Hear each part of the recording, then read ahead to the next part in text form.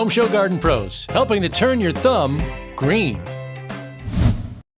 Hello and welcome to HomeShow Garden Pros Live, the TV show that's based on a radio show that talks about gardening. HomeShow Garden Pros is a live radio show every single Saturday, 7 a.m. to 9 a.m. on Sports Radio 610. And we have gathered all these experts together to dish out great gardening advice. We're here to help you be the best gardener you can be. You might be an expert, might be your first foray into gardening, but we're here to help. We've gathered these experts from amazing garden retail centers all over the place. So I'm just going to run through our awesome list. Down southwest of town, you got Enchanted Forest and Enchanted Gardens. Beautiful places, just amazing. The trees, the nature, the signage, it's all wonderful. Go north a little bit to Katy, Texas, and you got Nelson Nursery and Water Gardens. Really, Katy's premier destination nursery, plant, soil, stuff like that. But also that water garden stuff is so cool, so unique. And man, good to be proud of that place. Really, really cool. Up to 49, just past Louetta, is Plants for All Seasons. Really, really amazing spot up there. Sherry and her team just getting it done. And they know so much. They do trials all the time. They got a great plant selection. And then in Kingwood, you got Kingwood Garden Center, and you got Warren's Southern Gardens. So they do a great job. They're awesome. Big shout out to Warren's for just being so cool, having such great knowledge there and great plants. All these places just have beautiful plants, which is what we're all looking for. And they generally source from local spaces. So you're supporting two local businesses when you shop at these phenomenal places. And, you know, they love helping you, love correcting your problems so you don't have to fix it over and over and over, which is a problem. All of them also are part of a thing called OBA. In fact, HomeShow Garden Pros is a sponsor of the next event for OBA, and it is a soils-focused event. There it is on the screen. That is all about just healthier living. So a doctor that believes in healthy soils means healthy food, and that is the beautiful thing, and she's going to be talking about that connection. So there it is on your screen. You can kind of check it out, but website is easy to get to, OHBA, OHBA, online.org. Okay, well, thanks for the intros over. And now we bring in our wonderful guest today with the Houston Rose Society, and that is Renee Cummins. Hey, Renee. Hey, how are you? I'm doing great. How are you? Fine. I'm still gardening up here on the 12th floor. It's kind of like I'm stuck, but I'm doing a lot of container gardening. I have some lettuce and parsley. I got some trees from the Arbor Foundation, and they look like little sticks. And 3 of them have some new promising growth I just noticed today. So I'm a happy gardener. Limited up here, but happy.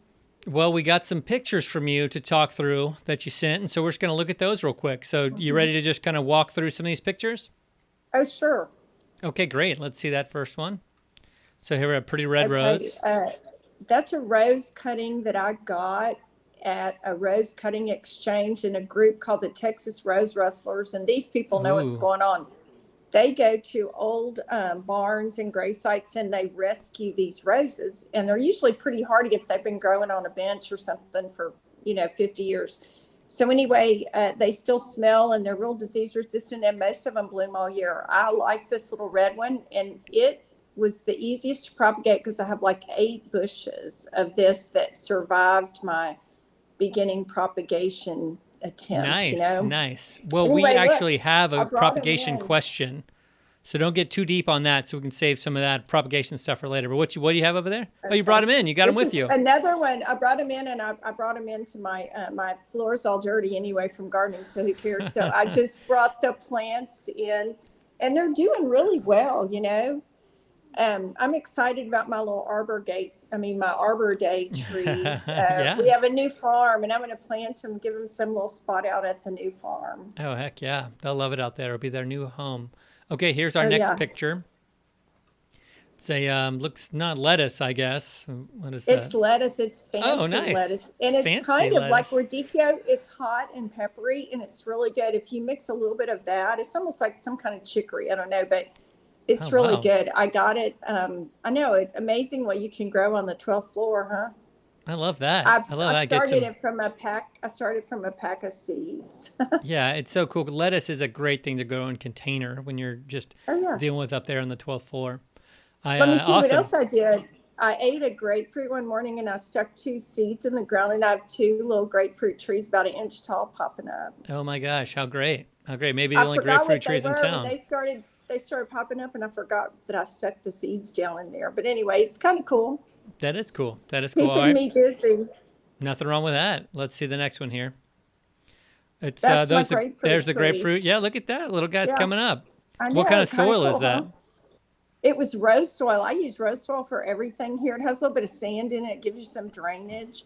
And and you know what else I use? Mills Magic Rose Fertilizer. I put it on everything. It's just organic, and probably won't hurt the my new grapefruit trees. That's great. So is that the Houston Rose? I mean, the rose soil made by Nature's Way Resources, specifically with the Houston Rose Society? I use rose soil, and I also use Mills Magic, which is rose organic food, and I use Nice. Osmocote and Super Thrive. Okay. I Okay. just kind Well, of vary it out. yeah, those are good for the gear for sure. All right, picture number Oh 4. yeah. This is fun. Little slideshow. It's like you've been on some Okay, look. travels and you're showing us. This is a gardenia. I got it that same cutting, Oh, and yeah. look, Look at it has a that. bloom on it. Can you see Wait, it? these are cuttings? Yeah, these are Oh my gosh. cuttings from a rose rustlers thing. Everybody brings like cuttings from their yard, and I totally scored because I got like all kinds of stuff. Every time you say Rose Rustlers, it reminds me of a movie called Bottle Rocket, and they have a company called the Lawn Wranglers. Anyway, That's funny. moving on That's the Rose funny. Rustlers. All right, last picture. Here's another rose. What's this little? Okay, little that is the most special rose in my garden. My friend Lori Weber from high school saw my post, and she said, "Hey, I want to know if I can propagate my grandmother's rose." So you know me, I told her send me cuttings, and this is the only one that survived. They were doing okay, and I had to bring them in from the freeze, and that's the only one that survived. I think if she fertilizes her bush a little bit and gives me cuttings later, we'll have better luck. So Heck stay yeah. tuned on that. Stay tuned on Absolutely. that. We'll be riveted on that one. That's good And stuff. I think the old garden roses are the easiest to propagate. I have much better luck with the old garden roses. So, Yeah, maybe less engineered, if you will. Less well, all that. they've survived like hundreds of years. Yeah, that's a good point. They're just survivors. I love that. They Well, don't, they don't have to be fed or anything. yeah. Who needs food? No, they Well, feed themselves. we go They to feed different themselves. gardens, and people always say, "I want a rose bush, put it by my pool. I don't want any maintenance, and I want it to bloom all the time." So Yeah, what are you going to exactly. sell them?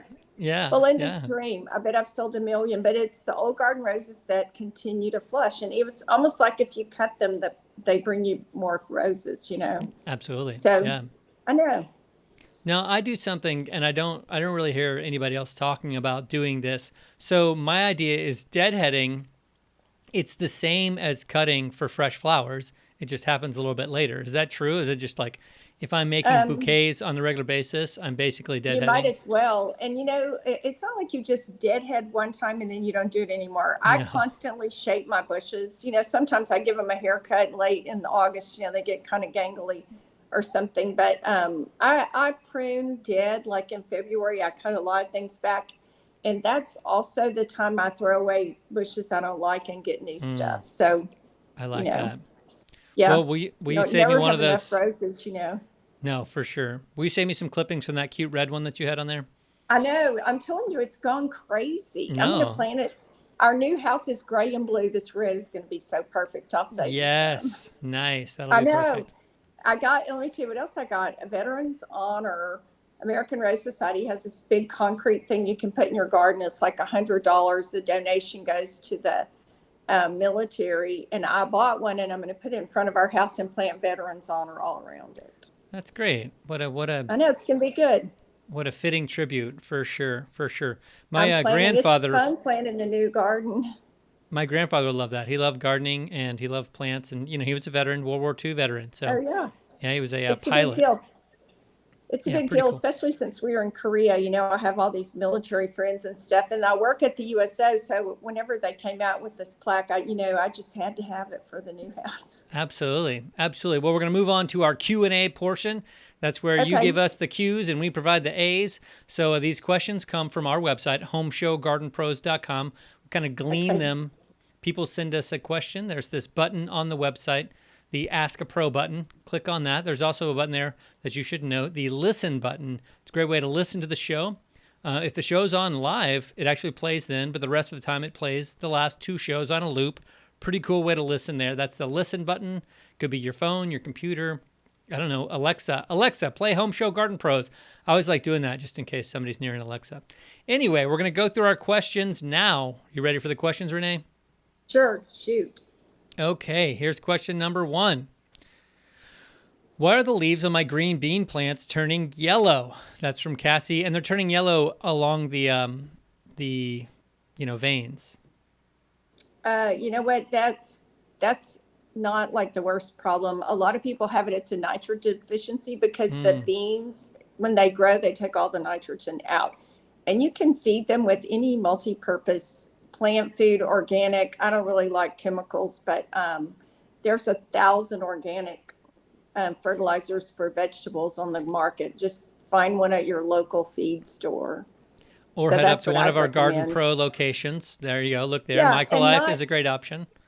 And not just targeted for that particular thing. A broad spectrum, Yeah, that's a great thing about Microlife veggies. is perfect. Yeah. Yeah, veggies are funny because they're like, you look at the long succession of plant from the earliest weeds that come out after a big bomb to the biggest redwoods, and veggies are right in the middle. And beans are even more right in the middle. So that's perfect. And I'm going to tell you something. You can grow herbs. You can have an herb garden in pots in an apartment. It's so easy to do. Yeah. It's not real complicated, No, lettuces. You got that lettuce there. I mean, green beans would be the same way. It's like rocket lettuce. It's kind of peppery. I'm telling you, it's good. No, I got parsley have a salad too. I got some parsley over here that I started from seed. See? What do you use your parsley for? Fish and shrimp, gumbo. Nice. I'm from Louisiana, I'm big on gumbo. Oh, hey, that's good stuff. That's good. You don't have to be from Louisiana to be big on gumbo. Summer, like it's not just a winter thing for us. Nice. That's wonderful. All right, here's question number 2. Number 2, this is a good long one, and the good thing is a yes or no question. So, all right, I've got a small, weedy, but otherwise empty bed around a magnolia tree. The bed faces southwest and gets full sun. I'm going to weed, add new soil, and mulch, and I was thinking of planting pink skullcap in the bed. I would like to keep the bed low maintenance. Would the pink skullcap do well, or could someone, it's going to be either you or I, Renee, recommend a plant that would better suit the area? So it sounds like they're in the shade under a magnolia tree. What should they plant? I don't know. What do you think? Well, if they've got... Unfortunately, they've probably limbed up their magnolia, which is always a travesty. I love it when a magnolia's got limbs all the way to the ground and you don't worry about planting anything down there. So pink skullcap would be good. Whatever you do under a magnolia, they're one of the trees that kind of compete with the plants at the base of them. And so you want to make sure you're always kind of providing lots of food via compost. So, but yeah, pink skullcap would be great. As would, almost anything. Australian violets is one of my favorites. If they would leave that magnolia alone, they could plant some real deep English ivy underneath it, and it would do great. Yeah, that's a great one, English ivy. So there's 3 good ones for you. English ivy, Australian violets, and pink skullcap. So hope that helps you out. Question asker, I forgot their name, but it was a long question. So good answer there, good answer. Let's go on to question number 3. Why was pink skullcap so hard to say? It's like so weird. All right, here we go from Bob. I have a rose that I love that was here when I moved to the house. How can I propagate it for further enjoyment? People in this situation all the time where they're moving away from the house, or they're worried it's going to die and they want to have more of it. So Bob is asking, let's assume if it was at the house before he moved in that it's one of your good old garden roses. What are the steps for Bob to get some propagation going? The first thing, you need to make sure that the rose is in a growth state, like in the spring. Don't try to do this in February when the ground is cold, wait until spring, and then take some new cuttings. And I like to use these clear plastic cups because I use 2/3 any kind of potting soil and 1/3 vermiculite. It makes it less dense and the roots are easier to emerge. And if you use this plastic cup, when the white roots start showing at the bottom, you can see them. You don't have to guess like when it's in a black pot. So that's my secret to Nice. propagating roses, I because I like look that. at them, like 10 times a day. So as soon as there's a root there, I want to know about it. And I buy those little dome cups, like Slurpee cups, and they create like a little terrarium. They work kind of good. I got Okay, them at nice. Arnie's, like 100 in a bag, or something. But I distribute them to all my friends because we all are crazy rose people. We do the same thing. That's nice. Hey, that's smart. I thought maybe you were going to a like Toot Sweet or drinking a lot of iced tea to get all those cups. No, and But listen, on the 19th of April, we're taking a rose road trip to some gardens in Louisiana to check out all the new rose stuff. I'll take oh, pictures and send them. heck yeah. I know we haven't done anything. We usually take 3 or 4 trips a year. The American Rose Center is in Alexandria, and they have big seminars and stuff, and we've done nothing. So this is like our first rose outing post-COVID. We're all vaccinated, so we're excited. Oh my God, I've never heard of that place before. That's amazing that. It's good. And all the growers around Tyler and in Louisiana, and one guy in Mississippi, K&W, but all of those, I mean, we take road trips and check out what they have and maybe do a little shopping. They ship, so that's good. You guys ever go to Ecuador to the rose places there? No, but where we're talking about going to the gardens and the salt domes where they make Tabasco. Oh, They have some okay, real yeah. pretty gardens there. Is that So Avery that's going to be, Islands? yeah, Avery Islands. They have fabulous camellias. So Nice. anyway, we might do a little camellia shopping there. All right, all right. Well, we're going to go to our next question. And we do have a listener question that we do want to always get to when we can, but I got to get a little closer to read that one. So just, give me a brief moment. Here's this question. I need to replace my Japanese blueberry trees. Any suggestions? Any experience with Virginia thuja? Thuja? Thuja. You know what? I had Thuja. to look that up. But I looked it up, and that would have frozen also in the 100-year, freeze that we had. So it doesn't really matter whichever, is probably the easiest and the quickest to go, that you want to like grow the fastest, I'm assuming, since you're replacing something that froze. But I read, I'm on a bunch of garden columns. Evidently, plants are in high demand and are expensive right now. So might think about that too. Yeah, If you wait a little bit, you might be able to get a bigger tree, but now's the time to plant. But keep your eyes peeled. that's a really interesting thought that you might be able to get a bigger tree if you wait. I'm familiar with That's that. I've my just never. strategy. That's my plant strategy. Nice. I am familiar with that with the thuja. I've just never said it out loud. We say arborvitae here, so it's Well, like you know one of what? the. I thought that's what it was, and I looked Yeah. it up, looked at my little, thing, and then Okay. it didn't say it. It just said arborvitae, so I just whatever. Those are nice and big and established, Yeah. and if you're willing to, wait, then you can get them. You probably keep them trimmed at the top and make them thick. Yeah. I will also say if you really loved your Japanese blueberry, just go back with that. If yeah. we're at the place where we're going to be getting that kind of freezes every year, that'll kind of turn everything on its head. But the arborvitae will live. They're very cedary. It's a very dry sort of feel. They're not kind of the same lush, shiny leaf feel as a Japanese blueberry. So if you love that Japanese blueberry, just stick with it. We don't have to branch away from everything just because we had a, very severe freeze that almost never happens.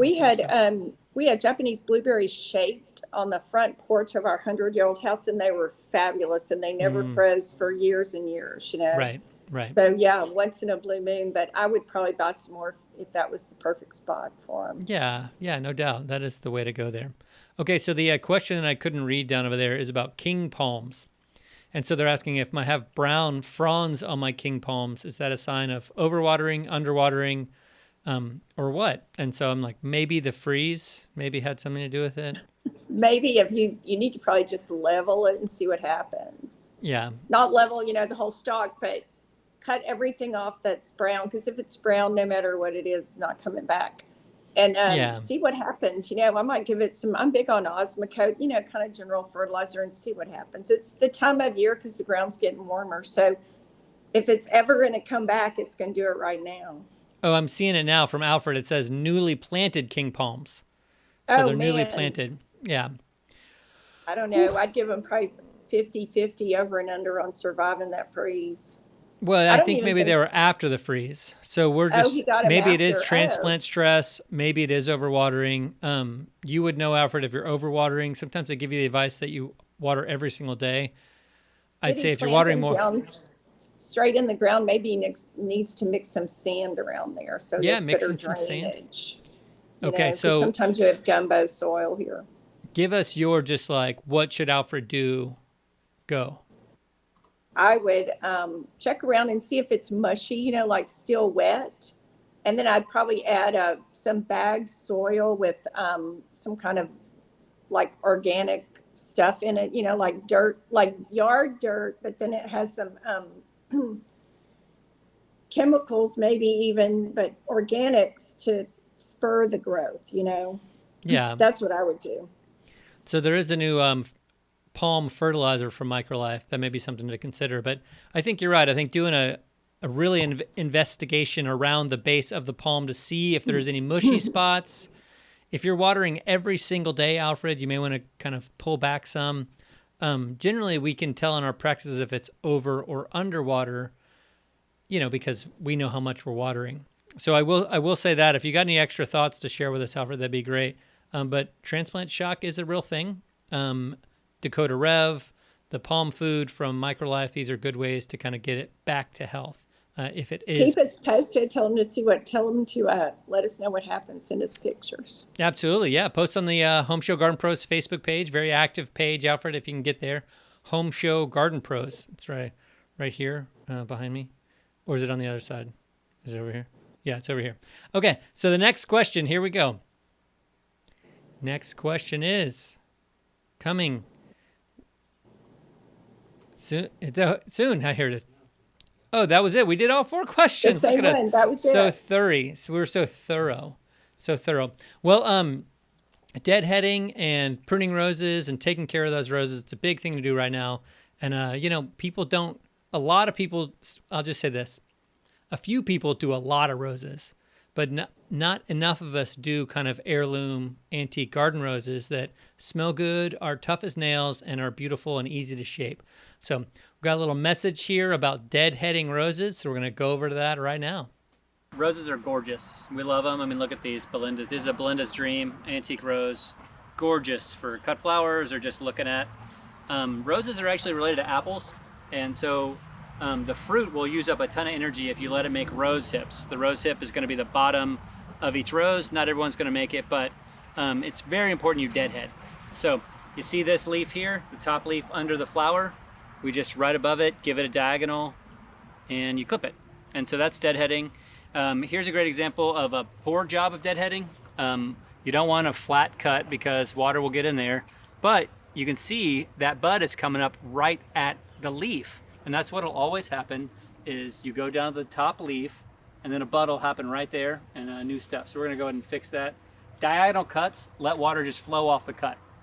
So all of these that kind of have passed, we clip off and we can keep and just compost that.